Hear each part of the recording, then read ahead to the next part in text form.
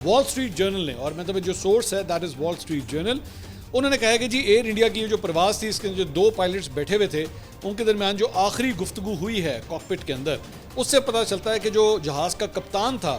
उसने तैयारे के ईंधन की सप्लाई जो है उसने बंद की। मतलब कैटेगोरिकली जो है वो पायलट को उन्होंने मूर्द इल्ज़ाम ठहराया कि उसकी वजह से, जेन में रखे जो मेन पायलट द कैप्टन, उसकी बात हो रही है कि जी he is responsible for doing this. अब ये थ्योरी जो है ये ऑलरेडी काफ़ी देर से डिस्कस हो रही थी कि कहीं उसके साथ कोई साइकोलॉजिकल इशू, कोई मेंटल इशू तो नहीं था कि उसने जो है वो बैठ के, आप सोचें एक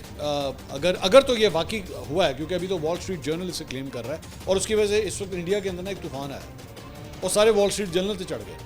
कि जी तुमने फेक न्यूज़ दी है, ये ऐसा नहीं है वैसा नहीं है। और मैं तो एक और एंगल से इसको देख रहा था कि वो शुक्र है वो हिंदू था, वो शुक्र है वो हिंदू था। अगर ये जहाज़ का कप्तान अगर मुसलमान होता ना तो उन्होंने कहता भाईजान खुद कुछ हमलावर था और इसने पूरा जहाज़ इसीलिए गिराया है क्योंकि ये मुसलमान था। क्योंकि आपको नहीं आइडिया, मैं इन लोगों को ना जब से जंग हुई है मैं बड़ा इनको क्लोजली मैं ऑब्जर्व कर रहा हूँ, तोबा इनके अंदर जो नफरत है मुसलमानों को लेकर, जितनी नफरत है, तो वो शुक्र है वो हिंदू निकला है। तो उसके ऊपर अब ये बेसिकली सारी बात आ रही है, लेकिन एक पूरी लॉबी जो है वो इंडिया के अंदर उसको डिफेंड भी कर रही है कि नहीं ये बेसिकली सारा कुछ जो है वो पायलट के ऊपर सिर्फ इसलिए डाला जा रहा है ताकि बोइंग कंपनी जो है ना उसके ऊपर कोई उंगलियां ना उठाए